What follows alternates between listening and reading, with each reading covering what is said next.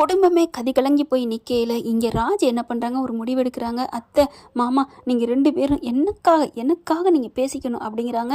மன்னிச்சுக்கோங்க மாமா, என்னால் தானே அத்தை இப்படி கெட்ட பேரில் நிற்கிறாங்க. இங்கே பாருப்பா, நான் யார் மேலேயும் கோவிக்கலப்பா, விடுங்கப்பா, என்னை தனிமையாக இருக்க விடுங்க அப்படின்னு சொல்லிட்டு வெளியில் போக பார்க்குறாங்க.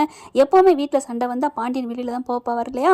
இப்போ ராஜ் என்ன பண்ணுறாங்க, இழுத்து கையை பிடிச்சி இழுத்துடுறாங்க. மாமா என்னை மன்னிச்சிருங்க மாமா அப்படின்னு சொல்லிட்டு உள்ளார கூட்டிகிட்டு போயிடுறாங்க. அவரால் ஒன்றும் பண்ண முடியல. ப்ளீஸ் மாமா, தயவு செஞ்சு கெஞ்சி கேட்டுக்கிறேன், இப்போ நீங்கள் மட்டும் அத்தையோட பேசாமல் போனால் அப்போ நான் இங்கே பிடிக்காத மருமகளாக இருந்திருக்கேன், நான் ஒரு கேவலமானவளாக இருந்திருக்கேன், என்னப்பா இப்படிலாம் சொல்கிற அப்படின்னு துடிச்சு போகிறாரு பாண்டியன். ஆமாம்மாம்மா, அப்புறம் அதுக்கு என்ன அர்த்தம்? நல்ல மருமகளாக தான் இந்த வீட்டுக்கு கூட்டி வந்திருக்கிறா, நல்ல பொண்ணு தான், பாவம் அந்த பொண்ணு என்ன பண்ணும் அப்படின்னு நீங்கள் நினச்சிருந்தீங்கன்னா இப்போ அத்தை செஞ்சதுக்கு நீங்கள் வந்து கோச்சிருக்க மாட்டீங்களா மாமா அப்படின்னு ராஜி சொல்ல. என்னப்பா இப்படி சொல்கிற, நான் அதுக்காகலாம் நான் கோவிக்கலப்பா, அப்புறம் எதுக்கு மாமா என்கிட்ட மறைச்சிட்டாலேம்மா, அதனால தான் நான் கோவிக்கிறேன். இப்போ தங்கமயில் தப்பு பண்ணிட்டான்னு ஏன் எதுக்காக சொன்னோம், பொய்யை மறைச்சிட்டாலே, உண்மையை மறைச்சு பொய்யா நடந்துட்டாலே அப்படிங்கிறனால தானே அவளை வேணான்னு வெறுத்துட்டு இருக்கோம். அப்போ அதே தானே இவளும் பண்ணியிருக்கிறா.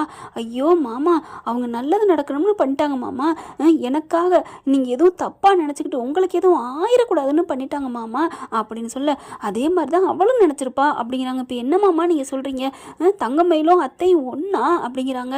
இல்லைப்பா, எனக்கு வாழ்க்கையே வெறுத்து போச்சு.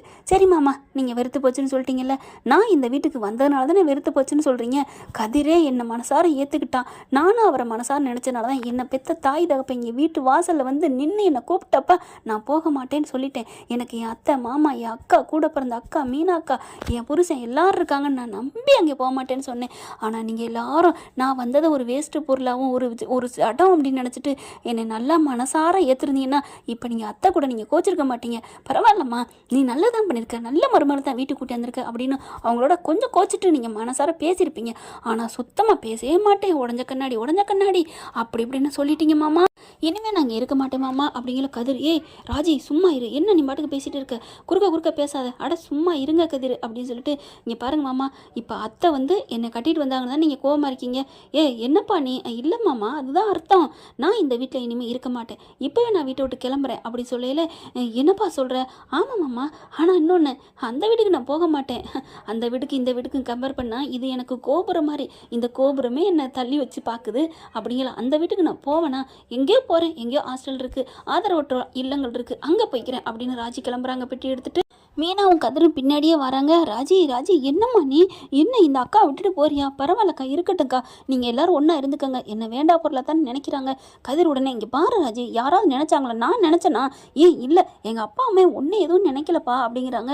இல்லை கதிர், நான் இந்த வீட்டில் இருக்கிற வரைக்கும் அத்தை கூட மாமா பேச மாட்டாங்க, நான் போயிட்டா கொஞ்சமாவது மனசு மாறுவாங்க. ஐயோ அப்படிலாம் இல்லடி, நீ கேளு அப்படிங்கிறாங்க. இல்லை பாரு, உங்கள் அப்பா பேசாமல் தானே இருக்காரு. இல்லைப்பா, நான் அப்படிலாம் நினைக்கலன்னு ஒரு வார்த்தை சொல்கிறாரா அப்படின்னு கேட்க. இங்கே பாருமா ராஜி, நீ வீட்டை விட்டுலாம் போகாத, இப்போ என்ன உங்கள் அத்தை கூட பேசணும் அவ்வளோதானே? ஆமாம் மாமா, ஆமாம் அப்படிங்கிறாங்க. பேசுகிறேன் அப்படிங்கல, ஆனால் இப்போ என்னால் முடியாதுமா அப்படிங்கிறாங்க. அப்போ இப்போ இல்லைன்னா அப்புறம் எப்போ, இன்னும் 10 வருஷம் கழிச்சா?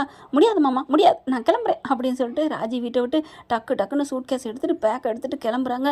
பின்னாடியே எல்லாரும் ஓடி வராங்க. என்ன ஃப்ரெண்ட், இப்படி தான் போகலாம், பார்க்கலாம், இனிமேல் என்ன பண்ண போகுது, என்னென்ன சுவாரஸ்யங்கள் நடக்க போகுதுன்னு வரும் காலங்களில் பார்க்கலாம் ஃப்ரெண்ட். தேங்க்யூ. இந்த வீடியோ உங்களுக்கு பிடிச்சிருந்தா தயவு செய்து லைக் பண்ணுங்க. இன்னும் அப்டேட்ஸ்க்காக சேனலை சப்ஸ்கிரைப் பண்ண மறக்காதீங்க. நம்ம கிட்ட இருக்க எல்லா சேனல்ஸோட லேட்டஸ்ட் வீடியோ அப்டேட்ஸ்க்காக மேல ரைட் சைடுல காட்டுற லிங்கை கிளிக் பண்ணி வாட்ஸ்அப் குரூப்ல ஜாயின் பண்ணுங்க. உங்களிடம் விடைபெறுவது நான் உங்கள் மெஹர்.